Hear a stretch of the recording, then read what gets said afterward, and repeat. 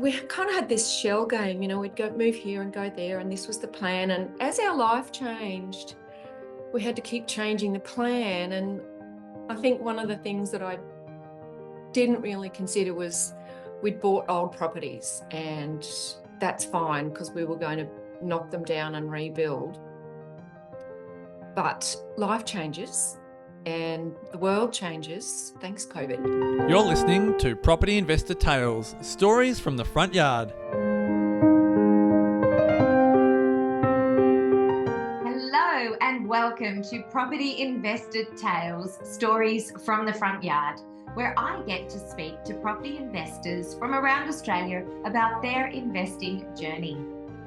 My name is Megan Wolfenden, and I'm one of the advisors here at Positive Real Estate, where we help people build wealth through property. With over 8,000 clients across Australia and New Zealand, there are some incredible stories to tell, which hopefully make your investing journey a little bit easier and will inspire you along the way. So my guest today is the fabulous Sonya Hilton, and we discuss how you get through 17.5% interest rates, the importance of getting advice from a qualified team of advisors, and how being broke and worried about where you are going to live brings determination and helps you achieve your goals. Enjoy this conversation with Sonya. Well, my wonderful guest today is Sonya Hilton, a Gold Coast local through and through. So very excited to hear your story today, Sonya. You've really done a lot over the years with property, and I think people will get a lot out of your story. Sonya, can you tell us a bit about yourself and your history? Sure. I grew up on the southern beaches of the Gold Coast in a single parent family of three. And we had a nice, quiet, modest lifestyle. We went to the beach, rode our bikes. We didn't have anything fancy, meat and three veg, no family ski holidays or anything like that. Used the payphone at the end of the street. But my sister and I spent most of our time riding around the streets on our push bikes and swimming at the beach. And it was great. It was pretty free range, and it was a really good way to be. Studied nursing, and then I got married and, all of that. And we were living in a unit, and we decided we'd build a house. So we went and put some money down on a contract on some land to build a house. And the very next day, the builder went broke. We went, oh. Did you deposit it back? Oh, no. It was a grand sum of $600. And I think we walked away from that conversation a little shell-shocked, thought maybe we should have done a bit more research. Live and learn. We were like 20. Oh, that's a tough lesson. A couple of years later, we did it again, and we bought a block of land and we built a house. We did some more research this time. And that was just in time to build a house in the 1990 of La Nina, and took a year to build, and just in time for the 17% interest rates. Oh, nasty. Tell me about that. How did you cope with 17.5% interest rates, Sonya? With the love of good neighbours and good friends, we were spending all of our money on our mortgage repayments and bills, and it was awful. We were seriously broke. I'd never want to do that again. And we were having a family, and I wasn't working much, but it was miserable. And so do you remember any of the numbers? Do you have an idea of how much was going on mortgage and food and everything? Do you recall that? It's a while back, but it was almost everything that we earned was the mortgage and the power bill. And we were on acreage. So when we ran out of, after, you have a La Nina, you have a drought. So when we ran out of water and we'd run out of money, we had neighbours that had an extra tank on their stables, and we gravity fed their water into our house because we didn't have water money. And we had some friends that would send me home, you know, with a bag of vegetables and things like this. It was crazy. It was awful. Oh, no. Well, I actually remember the time too, because that was the first place that Anthony and I bought in 1992. I remember I was on 26,000 and he was on 32,000 per annum, and our mortgage was 136,000. And after you pay for the car, your food and your mortgage, there's nothing left. Nothing left. I remember that the 17% interest rates was crazy. So now when somebody tells you that they're paying 6.5 and complaining, what are you really thinking? Yeah. And then they say, oh, but we paid this much for our house. I'm like, yeah, well, I've done that too. Look, it's hard. Every generation, it's hard. And it is hard at the moment too, but yeah, it was miserable. And then you started having children. Yes. Yeah, so first child, 1991. Mhm. And then these interest rates really affecting you, 93 and 95. So how did you cope with not working so much and the kids and those, you know, mortgage repayments? One very tense week at a time. I can remember going to work one day, and I had to put petrol in the car to get to work. And I was terrified of putting $10 worth of fuel in the car because I knew next week I wasn't going to have that $10 to pay back off my credit card. I'm like, oh God, this is the slippery slope. It was just awful. And I did work in the evenings so that I could have minimal babysitting fees. So I would go to work at 3 and he would come home at 3:30. So we would just have this little crossover. And we would be counting every cent. Miserable. Do you think going through that experience gave you some determination that you never got in that predicament again? Oh, yes. Oh, yeah. I never want to be that stressed about money and where I'm going to live ever again. Just no. I've always got a backup plan, always got a buffer. Yeah. So we've got to move forward from that one in a minute, but I just want to go back. What is the weirdest or funniest thing that has happened to you in your property journey? When we were kids, mum bought this unit in 71, and a couple of years later she sold it and then just bought and sold and bought and sold. So often that we just did not know where we lived. We'd go and visit our dad in Sydney, and we'd get in the car and look at each other and go, where do you reckon we live? Nah. And this happened a lot. We lived in 21 houses before I was 21. And I can remember one unit, we just left the cardboard box in the middle of the 2 beds and just put the alarm clock on it. Just didn't bother. Doesn't matter. We won't be here that long. We just were everywhere. We even lived in someone's pool room at one stage. One of the times she'd sold a house, there was nowhere to rent. Doesn't that sound familiar? So we ended up living in someone's pool room for a couple of months. It's got to my birthday. Huh? Yeah. A few skills, learn a few things. Do you think she was just accumulating cash, or was she using it as cash flow as she would she always sell the properties at a profit? Well, she did. I don't know why. She did. She sold them and she thought some of them we'd do better and we'd get a better house. And then other times I'd think, what? A lot of the time we'd just move from one rental to the next. But I will say it's developed an appreciation for property and how you live in a property and how it affects your life and how miserable you can be or how many good stories you can get. It's character building, you know. So how many properties had you lived in by the age of 21? 21. That's just crazy. Okay, well, you must be good at moving. Oh, I'm expert level. Yeah, yeah. Should make it, yeah, And crazy. do you think that also built your character as to what you want now and where you want to live and how you want to live and what you want to offer your children? Oh, absolutely. I've got absolutely strict guidelines. No, it's got to be in this. I get my pen and I draw the line on the map. Well, on the computer now. I won't go west of this or north of that. It's got to be this facing. Yeah, I'm very strict criteria. And now you're very beach oriented, which is bode well for you, hasn't it?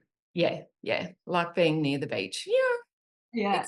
It's that thing you grow up on it, grow up with it, and some people like the beach and some people like the mountains, and I like both, but I'm a beach girl at heart. It puts you in that niche that Sam talks about as well, doesn't it? Places that get a lot of Yeah, land because a lot of people want to live that close to the beach. yeah, and it's done reasonably well. Made some good decisions, I think. Hmm. Let's skip forward about 10 years. What happened next? Because I know you went through divorce around 2000. Yes, What yes. did you achieve from there? That is next level adulting. 3 kids in private school and a part-time job and a mortgage, and yeah. I took my financial settlement and I bought, the kids had a list, we wanted a pool and a dog and a shed, not necessarily in that order. So I found this little duplex and it was close enough to the school, and we got that, and I negotiated that down to the last $500. And we moved in and we did some renovations and made it ours, and we loved it. And this is where my criteria, my list came in really well, actually. It came in really handy because we were really happy there. That was nice. But when we got to high school, the kids needed to go to a different high school, and we realised we had to move. So sold the house in a hot market and pushed really hard to get a really good price because I was moving to Palm Beach, back to Palm Beach. Needed every cent, every cent. So it took a while, but managed to set a street record. Very proud. But then Think the pressure was created on. that street record. How did you get that? How did you get that sale price? Look, I think it probably was a little bit of time in the market because I think the market came up to meet my price. That was just the way it went. I probably could have done a few more things then. I was a bit clueless. I could have got the house ready for sale a little bit better, but I don't know, I had 3 kids at 3 different schools and one at the other end of the coast, and whatever. Had enough pressure. I wasn't repainting. So how did you get back into the Palm Beach market then? What made that property there achievable? Well, because I got the good price in Labrador, and I think I did a good deal, and I had a guy, the nice boy that helped me to sell the house in Labrador, was on the lookout. He was a smart boy, he's thinking, oh well, I can help you buy your new property because he can conjunct, and I don't know if that's a thing anymore, where one real estate agent would help the other one to facilitate the next sale. A little bit, but they So don't mind. yeah, no, they don't really, but he was a bit of a go-getter, and he was helping me find something because I had, to settle, and I wanted to move, and I only wanted to move once, well, you know why. So I've looked at this property in Palm Beach and I said, oh no, it's all on the western side. I don't think I want to be on the western side. It's no. So he looked it up on IP data and he said, oh, it's actually at the back. It's the whole back part of the property. It's another duplex.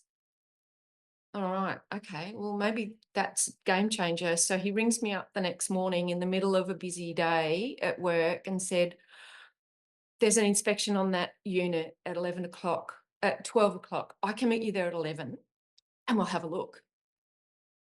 Okay. So I got in the car and I had 10 minutes and I met him there and I'm running around and I'm measuring the fridge space and the microwave space. I'm like, yep, everything will fit. Yep, yep, yep. And this is at the beginning of me really getting into buying a house on the internet. Yeah, everything that I saw on the internet, it's here. It's okay. Everything's fine, because sometimes it looks great on photos, but it can be really dodgy. It was great. And I went, can you sort it out? And just tell me what I got to do to buy it. And oh, by the way, I've got to settle in 20 days. And he did. Did you have your finance already approved? Oh, yeah. A good broker? I think, yes. I think actually that was a low doc loan and I had a good guy Nice. organise that for me. Yeah, that was a new. You've done a building and pest or just going in as is? Oh no, I did building and pest. Good. Always do that. And yeah, I had everything ready. So if he hadn't have fixed up all the selling agent sort of made quite a few errors on that contract, and we ended up he rewrote the whole thing, fixed it all up, brought it to my house because there was no DocuSign then, got it all signed again, and they just made that happen. That was really pulling a rabbit out of the hat. He did a great job. Otherwise, I think I would have had a nightmare of a settlement day, actually. He was great. So after that, you started investing in property and buying investment properties to rent out. What were some of the things that happened for you then when you started investing? Some of the things, we like looked at this little old house one day, and before my husband walked out the door on the Monday morning, I said, don't be surprised if you come home and I've bought a house. And he went, okay. So I rang the agent. She said, oh, well, can you come at 5 o'clock? Okay. So I parked around the corner, walked up to the house, and there's people everywhere. And as I approached the house, the real estate agents pulled into the driveway in front of me, and he got out of the car and said, I'll take your name, please. So I was first on the list. What I didn't know was when I was going to be first on the list, I was going to be the first person to get the call back. So I've looked at this house and it's a dump. And I thought, yep, we can make this work. It's in a great spot. It's on the near the beach. So they rang me first and I said, look, I'll pay your price. Because there was 30 other people to ring after me. I figured if I didn't buy it then, I'd never buy it. So we paid the full price. We borrowed every single cent that we could afford to borrow. It was $550,000. And I thought, oh, I must be mad. Anyway, next week, the next house around the corner sold for $630,000. So it was the last house in Palm Beach to sell in the fives. Nice. And what was it? What sort of house and what year? When was that? It was 2014. I have this habit of buying houses in November.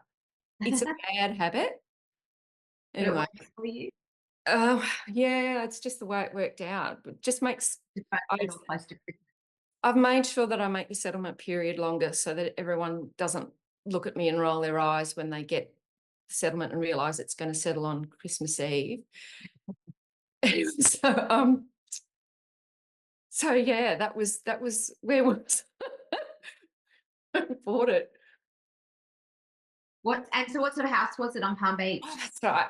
It's a little old fibro 3-bedroom house that needed a lot of love. So we had to renovate it and a lot more painting.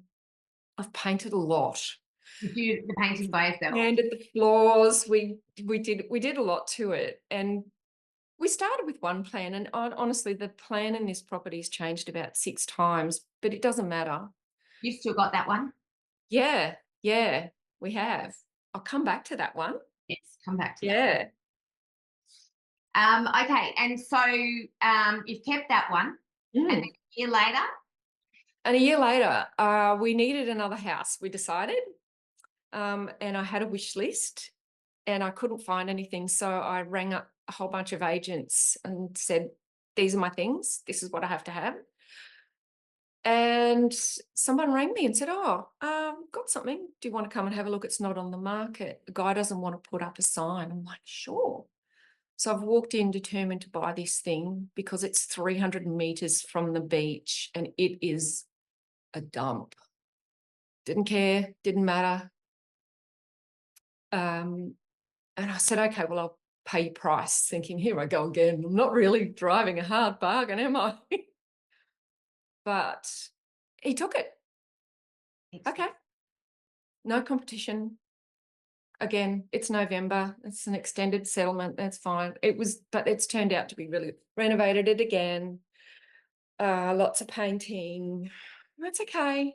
and so the majority of the renovations you've done physically yourself, you and your husband? Look, we did some. We've stopped doing our own stunts. To start with, we sort of had to. It was just cosmetic stuff, we do the floors and paint and a little bit of we'd get air conditioning fixed or put in or dishwashers in and stuff like that. But I don't, obviously do anything serious. Get our tradesmen in. I've got my own little team of tradies. Ah, good. You've got the team set up. So what I'm hearing is you buy things before they make it to market. So you yeah. Excellent. Yeah. I don't know if you can do that anymore, but it certainly did help me out. It gave me a bit of an edge, I think. Very cool. And you were looking for lifestyle properties, so that Palm Beach area you continue with. Yeah. Okay. Yeah. So did you sell this one, the second one? No, still got them. Excellent. Still got that one. We did have to sell the unit that the first unit I bought in Palm Beach. We got the team in and renovated that and sold that. That was exciting. Sold that at auction. I've never done that before. So we ended up doing a whole bunch of. We kind of had this shell game, we'd go move here and go there, and this was the plan. And as our life changed, we had to keep changing the plan. And I think one of the things that I didn't really consider was we'd bought old properties, and that's fine because we were going to knock them down and rebuild. But life changes and the world changes, thanks COVID. And now that's not the best strategy. So we probably should have diversified our style of property a little bit. I got in trouble with the accountant because I kept buying in the same postcode. Much land tax in Queensland, was that the problem? It was just a matter of, diversifying your assets a bit, I think. And he was right. But again, it's close to the beach. So they're treating me reasonably well. We're doing all right. Yeah, you're doing all right. And then one of them had a big enough block that you were able to build an additional dwelling on that block, didn't it? Yes. That's the 2014 one. So this is the one we bought in 2014, and yes, we did. And I'm like, oh, do I really want to build a house? We decided we wanted to live in a new property. We were going to get old, I'm sick of living in old drafty properties with rattly windows. Let's build something new at the back that's purposely built for us. It'll be fine. It's not going to be a La Nina. It'll be fine. When did that one start? Horror. 19. It started about a month before COVID. Tell us some of the worst things that happened during COVID build. It was just everything that we could possibly think of. The footings got put in the wrong place. They had to redo the footings. And of course, there's 12-week wait on concrete. You know, there's COVID. There was this building bonus thing that the government was giving out. So home builders were selling lots and lots and lots of contracts. So everyone was trying to build a house at the same time. We couldn't get timber. We had to wait for steel. We had to pay more for everything. Oh, there was this drain in the middle of the yard that we didn't know was there that had to get filled in where we were going to put the pool. The pool didn't arrive, that something didn't arrive. Someone would get COVID and everything would be put back 3 months. It took forever. In the end, how much do you reckon Finally. you were overspent? Did we overspend? We spent probably 10% more than we originally expected. Still, by today's standards, not complaining. We ended up with a beautiful house. So yeah, in the end, you do move in and you forget all the pain. It does give me a little eye twitch, but it is beautiful. Yeah, lovely. Good. That's good. And I mean, we can't say what would you have done differently there because you had no control over that one. None at all. None. But I will say we were really lucky because we were living in one of our investment flats and I didn't have to worry about the rent going up, having to move out, where we're going to be, can I take the dog? So we'd sort of done this little hop and skip. I know we did a lot of moves, but at least we were living in our own property.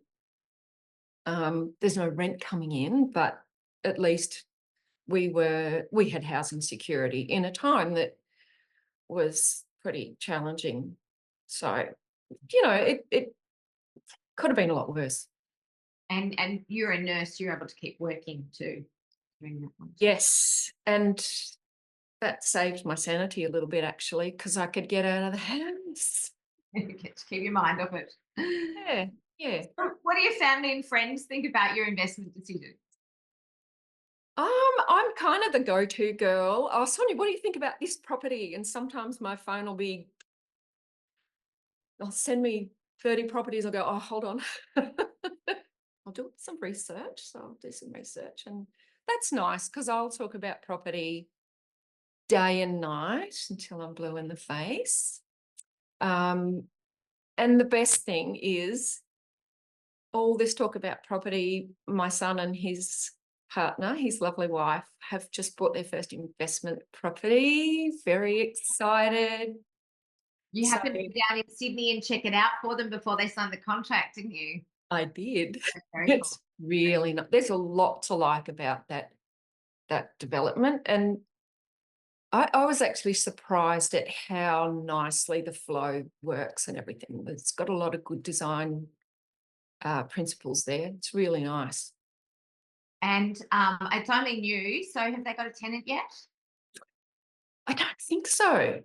I don't think so. I think they're still waiting. So I must actually ask him about that. Yeah. And see when they're ready to get their next one. I think they're quite excited now, aren't they? They've got the same bug as mum. Yeah. Mum, I want to do it again. They got a few other kids. Are they also investors or they've got their own homes yet? Yeah. The other one, they bought a unit and renovated it. Nice. Sold. Did a very nice number on that. They did really well. So they've bought a little house now and they're just saving up and planning their renovations. Very cool. You know, yeah. And do you think they've caught your bug too with the renovations?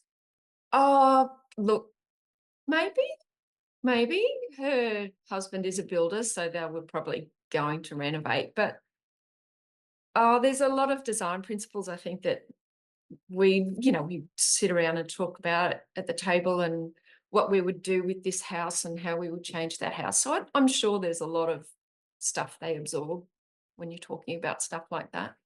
Very cool. So when you think about your investment journey, what are some of the biggest lessons you've learned? be prepared for anything to go wrong. It'll go wrong. And even if you've waited, how many years did we wait? 34 years to build the next house? Oh, stuff's just going to happen. Even in the most well-organized, well-oiled machine, stuff will happen. Will go wrong. And you just can't do it on your own. You got to get help. And I even talking to you earlier today, I realized there were things in our lives that we should have got more help. We should have got more help. Should have asked. Just ask.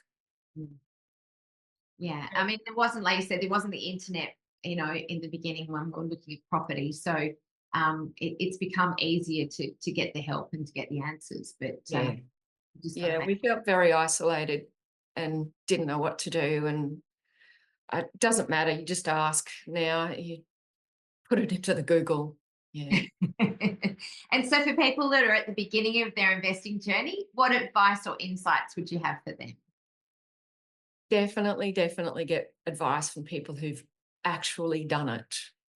Lots of people will have opinions, have ideas, but if they're not investing and investing successfully, need someone who's actually walked the walk and done it. Definitely. And that's not easy, actually. They're hard to find, which is why I like PRE. We love working with you. And the summit, did you get something out of the summit for kind of motivation and next steps for you? I really did. I found the whole weekend really uplifting and inspiring. And I've been in a bit of a personal space in the last couple of years between one thing and another, where I've sort of have to be patient and wait. And that teaches you a lot, but I'm at a point now where I can actually start making my plans and getting on with it. And I'd almost been patient and waiting for too long. It's like, no, I need to get moving. I can get going. So yeah, I got a lot out of it. Got a lot of great connections with PRE and understood how much it's got to offer, even more than I even realised. Yeah, you're setting yourself up for a fantastic retirement too, aren't you? So Yes, I've been working on that. Working on that a lot in the last couple of weeks. So yes, we're getting a plan in place. Nice. Is it energizing? Is it exciting? Oh yes, it's so nice to be able to have goals and move forward toward those goals, even if it's just one tiny little thing that you do. And I was really not, when I wasn't able to set some goals there for a little while, I actually found it really hard to save and be focused on really anything. I was just wasting my time and wasting my money. As soon as I started setting goals again, I'm just really focused and really disciplined. And just did remind me of how important having those goals is. Doesn't matter what it is, just set something. Small, achievable goals is good. Nice. And what would you say the person watching this video who's thinking of growing a portfolio but is fearful of making the wrong decisions? Turn it upside down. What do you can turn everything on its head. Well, what happens if I do it? This could happen. And what happens if I don't? Usually, if you don't do anything, you don't get anywhere, you get nothing. So do your homework, take a risk. Worst thing that can happen is nothing. That's right. Right. And you can sit back and go, oops, I missed it. I missed that growth time. Oh, yeah. Coulda. Oh, I could have had that. So my final question for you today, Sonya, if you could give your younger self some advice, knowing what you know today, what would it be? What would it be? That's that. Find somebody who's actually done it. and just keep looking until you find someone that you can resonate with. Good on you. Well, Sonya, I love your tenacity. I love hearing about your builds and what you're getting jazzed about. That's very, very exciting. I know that you're also helping a lot of people and family to achieve their goals, and still working and playing grandma now. So life is good. Life is good. You're too young to be a grandma. Sonya, thank you so much for your time today. Really appreciate it. And I'm sure everybody's loving your words of wisdom. Thanks very much. Megan. Thank you. Hey, thanks for listening to Property Investor Tales. Remember to subscribe so you get notified every time a new episode drops. As you can guess, I love hearing people's property investor tales. So if you'd like to share yours, then please get in touch with me via email at propertyinvestortales@positivementor.com.au. We would also love your feedback, and I would appreciate a 5-star review over on Apple Podcasts or Spotify. Remember, you can watch all of these podcasts over on YouTube at Positive Mentor or at positivementor.com.au. Until then, take care, happy investing, and bye for now.